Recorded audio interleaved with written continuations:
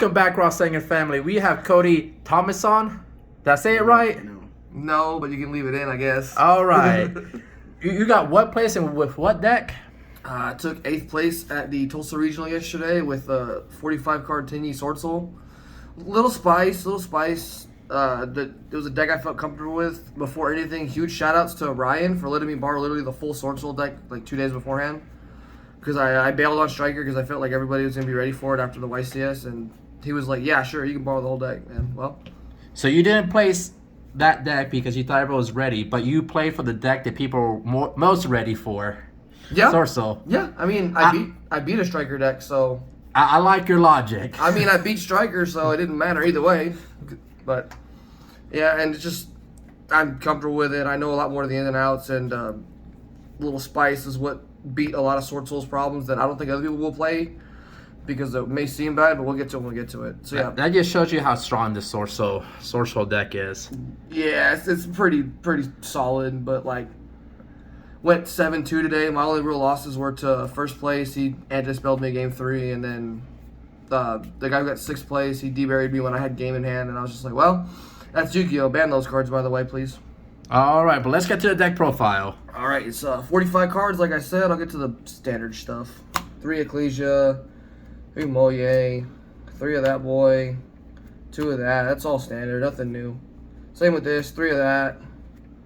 You could probably hit this card to 1, and the deck is probably going to be a lot less powerful. This thing does too much by itself. 3 of that. I got ashed once, and the guy tried to say it was still worm blocked. I'm like, you can read the effect, please, thank you. I kind of wanted to play 3 of this, but the deck's real tight at 45, so because there was a lot of times I banished it to Desires, and I'm just like, oof. And all right, quick question. Okay, so yeah. So you played 3 of him and 2 of him. What was the logic? Because like I seen like where people played 2 of him and 3 of him. Okay, so the real logic behind it is she's a level 4 tuner. So if you're Smelling Token Collector, you just special herself out going second, and then you have any of your other Swordsoul cards. Just make her with them make the single board anyway, but you play less into Token Collector that way. All right. So like it happened round 3 against Despia where he had Token Collector in his hand, and he had like a Mirror Jade or whatever, and I impermed it. So I special Ecclesia, I smelled Token Collector, so I normaled the Moye no effect, and they just made the board anyway. And he revealed he had Token Collector after the match, so it was like, it's better to play her at more than this anyway because her tuner level matters more than the 1. So, but I really wanted to play 3 of this. There's just no room.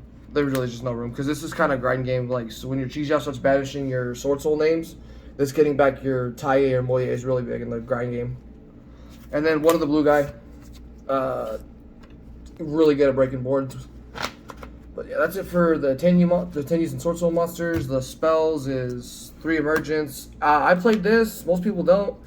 This is like my answer to Nib, where if I'm like smelling Nib, like game 1, I'll go search this off Chijia more than Blackout, and then when they try to Nib me, I'll just bring back my Chijia, and it's like the board didn't really change, except I got a token on the board, and the Nib has to out the token now. So yeah, this was fine. I didn't really side this out all day. It stayed in the main pretty much a lot. 2 Desires. Card's really good. I didn't Desires into Desires at all the entire event, so that was really good. I did. Every single time I activate Pod Desires, I draw into Desires. Most of the time when I activated this, the first card that was banished was the other one. I was like, whew, thank you. 2 of this card, and 2 of this card. It's standard to play 2 and 2 of this one. I didn't really have to do plays. This beat a lot of like imperms and ogres on Moye today. This was a great +1. This card needs to get banned, please. This card either needs to be banned or at 3 because it's hard to play around it. And it really does things that most other like spells in the game right now can't do. You know what I found out about this card? Which one? This one. If you tribute a non-effect monster, you can special summon the worm monster, but its effect is negated. I've been seeing a lot of people they'll special summon the what do you call it? The Swordsoul monster and still activate effect. Yeah. The Moye. Oh, please don't do that. Please don't do that. Don't try to cheat. The only one it's okay to do with is Taie because Taie banishes your graveyard from cost, so it'll like banish your blackout and trigger to make a token anyway. But like that's cheat. Don't do that. Read cards, please, people. Yeah, read cards because I saw it quite a bit. Yeah, it's bad. Sword pool players are bad. Hand traps. We played 12 in the main. 3 Ash, the best hand trap in the game. Because Despia, it's like almost an FDK by itself. It's only really bad against this deck because you can't really Ash anything properly. And a bunch of times today, people would Ash my Emergence, and then I resolve Desires, and they felt like an idiot. Well, the best time to Ash the Swordsoul, I feel, is Ecclesia. If they normal summon Ecclesia and you Ash it. Yeah, if you Ash Ecclesia, it's really hard for the deck to keep playing. Unless their hand is full of Tanies, in which case it was better to Ash this anyway. Yeah, because people always ask me, how do you beat Swordsoul? I'm like, well, that's the number one way to beat it. That's one of the good ways to beat it, yeah. I mean, Tome Collector is the real reason this deck's hard to play with sometimes, but, like, if you're smart and you can kind of read your opponent, you can kind of play around Tome Collector really well. I main 3 Droll because I was expecting the ABC Therion deck everywhere, and it was everywhere a lot today. And I played against a Gas Despialist who was on no hand trap, so when I drolled him on his, because he went to main phase normal to Alibur, resolved Alibur to go search Branded Opening. He searched Branded Opening instead of Fusion for whatever reason, so he probably had it in hand, so I resolved this and Ashed his Fusion and he scooped.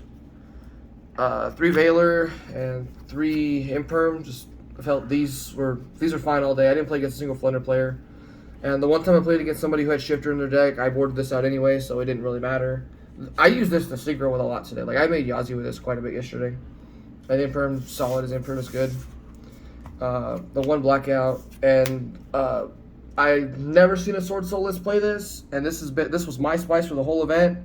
Whenever somebody read this, you knew it was like a good thing, and every time it resolved, I either won that turn or won the following turn. One of the Tenyi counter trap. Explain what it does. So if you control a non-effect monster, you can negate the activation of a spell or trap card or a monster effect. So if you get nibbed, that's a non-effect monster that makes this live. And so every hand I had that hard drew this, I would change the lines to where this would always be live. And since your monk, you always have a monk on board most of the time, and this card can search it mid to late game because this is a Tenyi card. So it happened like 2 or 3 times, like once against the dinosaur player, and then one against the what was the other time it mattered against? It was against the Dinomorphia player. I searched this mid to late game, and it was just like, because that deck's really hard to play against, so you need to have like hard counters to their traps. So, and notable things that this card hit for me yesterday was I hit a Nibiru with this. When I went to go for game, he tried to nib me, and I flipped it, and he had to read it. I hit this on a Twin Twister that was targeting it, and my anti-spell fragrance. I hit a droplet that said a monster and a spell. And like I said, whenever it resolved, I won either that turn or the following turn. And it was, I've never seen a Swordsoul list play this, and I think it's like a really spicy tech. Because it definitely paid off for me yesterday. And the times I hard drew this, because the deck can draw quite a bit of cards. So most often the times, you'll just hard draw into it a lot. So it made me debate on playing more than one. But the deck's so tight at 45 anyway, and I didn't want to play an odd number like 47 or 48. 45 felt like a good number. This was like such a good card against. So when you get to like grind games where it's like, or boards where it's just Chi-Jiao and set 4 pass, this thing being on there, it's not live immediately. But like if you resolve your Blackout and you just Chi-Jiao and negate something again, the Blackout makes it live that turn. So I don't regret this card. This was insane. Like I said, every time I resolved it, I won the game that turn or the following turn. But for the extra's actually really standard, to be honest with you.